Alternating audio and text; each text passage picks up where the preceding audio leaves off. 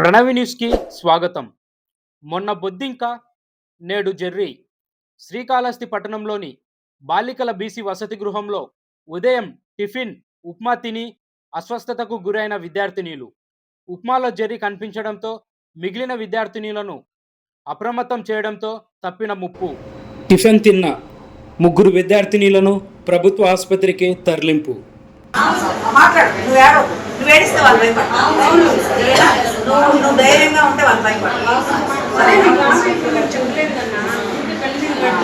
ఏం కాదు సరేనా? మేము ఉన్నాం కదా, అందరూ ఉన్నాం కదా, నీకోసమే ఉన్నాం మేము అంతా. సైలెంట్ పడుకో.